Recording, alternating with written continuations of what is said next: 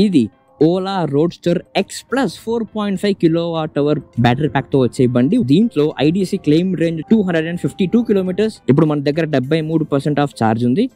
Echo mode లో వచ్చేసి 150 కిలోమీటర్ల రేంజ్ ఎస్టిమేట్ చూపిస్తుంది. నార్మల్ మోడ్ లో 120, స్పోర్ట్స్ మోడ్ లో 107 కిలోమీటర్స్. చాలా చాలా భారీ రేంజ్ క్లెయిమ్. సుమారుగా 40 మినిట్స్ నుంచి డ్రైవింగ్ చేస్తున్నాను.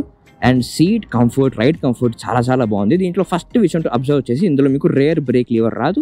దీంట్లో మన ట్రెడిషనల్ బైక్స్ లాగా రేర్ బ్రేక్ మన కుడికాల దగ్గరకు వస్తుంది. అండ్ దీంట్లో మీకు బ్రేక్ బై వైర్ వస్తుంది. బ్రేక్ కొద్దిగా నొక్కగానే బండి ఫస్ట్ రీజనరేట్ అవుతుంది. అండ్ ఈ బండి సౌండ్ బట్టి మీరు అర్థం చేసుకోవచ్చు ఈ బండి రీజనరేట్ అవుతుంది అని చెప్పి. అండ్ దీంట్లో మీకు mid drive IPM motor with chain drive వస్తుంది. అండ్ దీని మోటార్ కంట్రోలర్ యూనిట్ ఇంటగ్రేటెడ్ పార్ట్గా వచ్చేస్తుంది. ఇది వరకు ఇది సపరేట్ పార్ట్గా వచ్చేది S1 స్కూటర్స్లో. అండ్ దీంట్లో చైన్ డ్రైవ్ వల్ల మీకు ఆ వైనింగ్ నాయిస్ అయితే వస్తుంది. ఒకసారి మీకు ఆ నాయిస్ చూపిస్తాను. మీకు వినిపిస్తుంది అనుకుంటున్నా. This is the sound from the chain drive. ఈ చైన్ డ్రైవ్ యొక్క సౌండ్ భారీగా అవ్వకుండా ఉండాలి అంటే మీరు ఫ్రీక్వెంట్గా లూబ్రికేట్ చేస్తూ ఉండాలి. ఇందులో మీకు 3 టైప్స్ ఆఫ్ రీజనరేషన్ ఉంది. కోస్టింగ్ రీజనరేషన్ అంటే మీరు డ్రైవింగ్ చేస్తూ యాక్సిలేటర్ వదిలేస్తే బండి రీజనరేట్ అవుతుంది. And second manual regeneration or force regeneration అంటే యాక్సిలేటర్ని ఉల్టా పక్కకి తిప్పితే బండి రీజనరేట్ అవుతుంది. And third brake by wire. మూడిటి వలన రేంజ్ బాగా యాడ్ చేసుకోవచ్చు for inside a city. And దాని వలన మీకు బ్రేక్స్ వాడే అవసరం చాలా తగ్గిపోతుంది. ఇప్పుడు మనం 50లో ఉన్నాం. లెట్స్ కోస్టింగ్ రీజనరేట్ 1 2 3 4 5 అంత పెద్ద స్ట్రాంగ్ కాదు. Let's try the force regeneration. ఇది కోస్టింగ్ రీజనరేషన్ కంటే కొంచెం స్ట్రాంగ్గానే ఉంది, కానీ చాలా స్ట్రాంగ్ అయితే కాదు. ఇప్పుడు ఒకసారి దీన్ని బ్రేకింగ్ స్ట్రెంగ్త్ చూద్దాం. రెడీ? 50లో ఉన్నాం. Ready? 3 2 1. Nice nice. Braking strength అయితే అదిరిపోయిందండి, చాలా స్ట్రాంగ్గా ఉంది. ఇంకోసారి చూద్దాం. నైస్. అండ్ టైర్ దీంట్లో లాకప్ కూడా అవ్వట్లేదు, చాలా కాన్ఫిడెంట్ బ్రేకింగ్ అయితే ఇస్తుంది. దీంట్లో మీకు front disc brake and rear drum brake వస్తుంది. ఒకసారి దీంట్లో రివర్స్ గేర్ కూడా ట్రై చేద్దాం. ఇక్కడ ఈ R బటన్ని ప్రెస్ చేస్తే బండి రివర్స్లోకి వెళ్తుంది. Easy park like the move OS 5. యాక్సిలేటర్ని తిప్పితే యూ గో ఫ్రంట్, ఉల్టా తిప్పితే you go back. Simple. Okay. And reverse of చేయాలంటే దీన్ని ఇంకోసారి ప్రెస్ చేస్తే ఆఫ్ అయిపోయింది, అంతే. అండ్ ఈ బండి లెంగ్త్ ఎక్కువ. ఇది almost 2 metres of length. S1 Pro వచ్చేసి 1.8 మీటర్స్ ఉంటుంది. ఇది 2 మీటర్స్ ఆఫ్ లెంగ్త్. ఇది కాస్త లాంగ్ బైక్ ఇది, కానీ S1 Pro Plus కంటే కూడా దీని ఎక్స్పీరియన్స్ చాలా బాగుంది. ఈ ఫ్రంట్ స్ట్రక్చర్ కూడా బాగా సాలిడ్గా స్ట్రాంగ్గా ఫీల్ అవుతుంది. ఇది హార్డ్ ప్లాస్టిక్ అయినప్పటికీ S1 Pro Plus లో వచ్చే ప్యానల్స్ కంటే ఈ ప్యానల్స్ చాలా స్ట్రాంగ్గా ఫీల్ అవుతుంది నాకైతే. ఇది S1 స్కూటర్స్లో వచ్చే సైడ్ మిర్రర్ కాదు, దీంట్లో దీని డిజైన్ మార్చారు. అండ్ ఇది చాలా చాలా బాగుంది. మీ వెనకలో వచ్చే బండ్లు, రోడ్లు చాలా క్లియర్గా కనిపిస్తున్నాయి. ఐ రియలీ విష్ S1 స్కూటర్స్లో కూడా ఈ టైప్ ఆఫ్ సైడ్ మిర్రర్స్ తేవాలి. You have the same handle buttons like S1 scooters. S1 X లో వచ్చేలాగే you have the same plastic buttons. దాంతోపాటుగా ఇక్కడ మీకు ఒక పాస్ స్విచ్ వస్తుంది ఫర్ ద హెడ్ లైట్. ఇది వరకు S1 X లో వచ్చేది కాదు. So you have the head light and high beam and pass. ఇంకా మిగతా అన్ని same features: reverse, cruise control and driving mode, power, indicator and the హాంగ్ సౌండ్ బాగా సాఫ్ట్గానే ఉంది. ఒకసారి దీంట్లో యాక్సిలరేషన్ చూద్దాం. Sports mode. Ready? 3 2 1. Wow.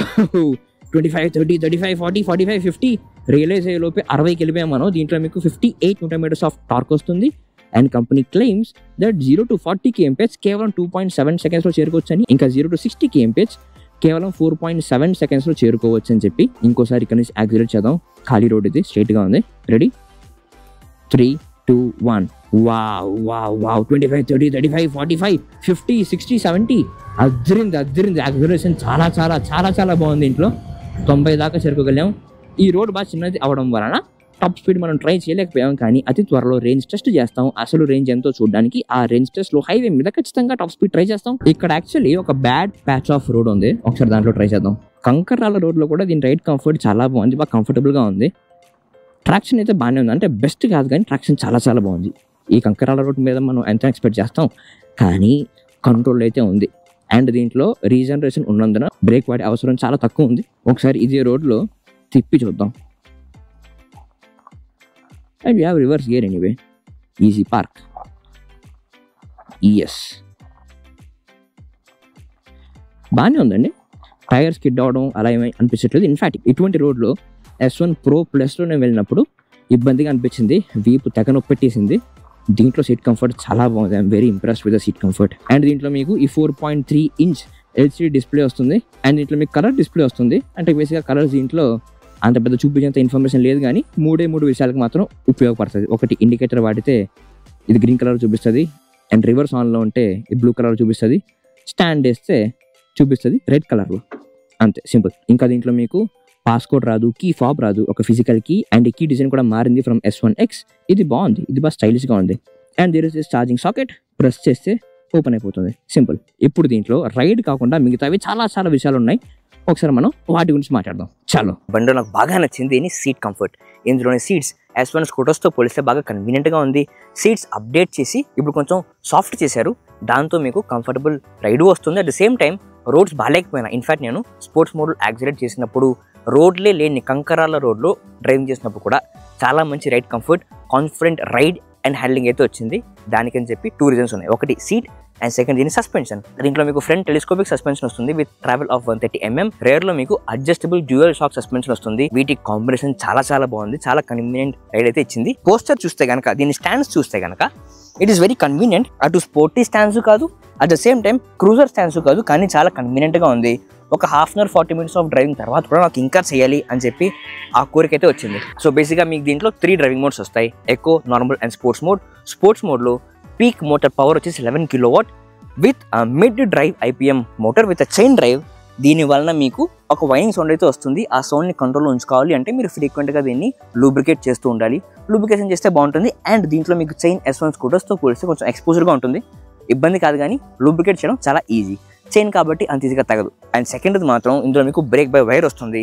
One thing to notice, ఇందులో మీకు రేర్ బ్రేక్ ఇక్కడ రాదు. ట్రెడిషనల్ బైక్స్ లాగా మీ కుడి కాలు దగ్గర వస్తుంది. అండ్ బ్రేక్ బై వైర్ ఉంది కాబట్టి బ్రేక్స్ మీరు కొద్దిగా వాడితే బండి ఫస్ట్ రీజనేట్ అవుతుంది, ఇంకొంచెం బలంగా వాడితే అప్పుడు బండి స్ట్రాంగ్గా బ్రేక్ అవుతుంది. అండ్ దీని బ్రేకింగ్ స్ట్రెంగ్త్ చాలా చాలా బాగుంది. Thanks to the front disc brake and rear drum brake చాలా మంచి కాన్ఫిడెంట్ బ్రేకింగ్ అయితే ఇచ్చింది. స్పోర్ట్స్ మోడ్లో 85 and 90 స్పీడ్లో కూడా ఫుల్ బ్రేక్ వాడితే చాలా తక్కువ బ్రేకింగ్ డిస్టెన్స్లో చాలా స్ట్రాంగ్గా బ్రేకింగ్ అయింది. ఆ బ్రేకింగ్ డిస్టెన్స్ ఇంకొంచెం తగ్గించాలి అంటే ఫోర్స్ రీజన్ వాడితే ప్లస్ బ్రేక్స్ వాడితే ఇంకా స్ట్రాంగ్గా బ్రేకింగ్ వస్తుంది. సో బేసిక్గా దీంట్లో మీకు 3 types ఆఫ్ రీజనరేషన్ వస్తుంది. ఒకటి కోస్టింగ్ రీజనరేషన్, ఇంకోటి ఫోర్స్ రీజనరేషన్, ఇంకోటి బ్రేక్ బై వైర్. అండ్ ఈ 3 types ఆఫ్ రీజనరేషన్ వల్ల ఇన్సైడ్ ట్రాఫిక్, ఇన్సైడ్ సిటీ మీరు మాటికి బ్రేక్స్ వాడుతూ ఉండాలి అంటే కనుక రేంజ్ చాలా యాడ్ చేసుకునే అవకాశం ఉన్నది. అసలు ముఖ్యమైన ప్రశ్న దీని బిల్డ్ క్వాలిటీ.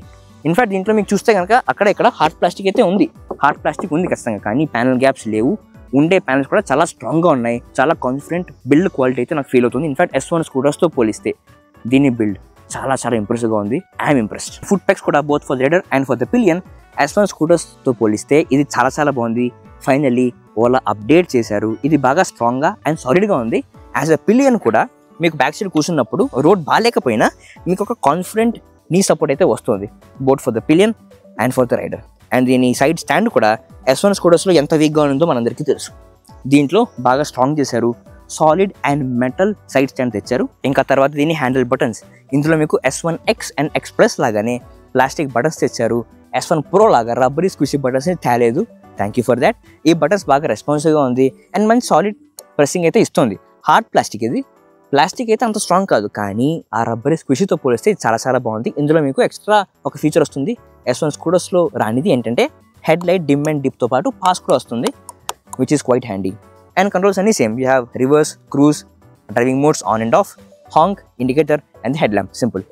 అండ్ ఇందులో మీకు కీ ఫాబ్ రాదు, పాస్ కూడా రాదు, ఒక ఫిజికల్ కీ ఉంటుంది. ఈ కీ కూడా S1 స్కూటర్స్తో పోలిస్తే బాగా సాలిడ్గా, బైక్ యొక్క బిల్డ్ చాలా బాగుంది, కీ కూడా చాలా బాగుంది. I'm just enjoying it. In fact S1X+లో ఈ కీ సాకెట్ చాలా వీక్గా ఉండేది, కానీ దీన్ని కూడా బాగా స్ట్రాంగ్ అండ్ సాలిడ్ చేశారు. And you have a 4.3 inch display. Company claims that this is a colour dash board. Colours మీకు కేవలం 3 విషయాల్లో వస్తుంది.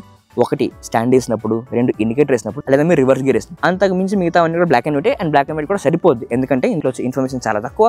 Speedometer, range and battery left, and total trip information and total distance and time, అంతే.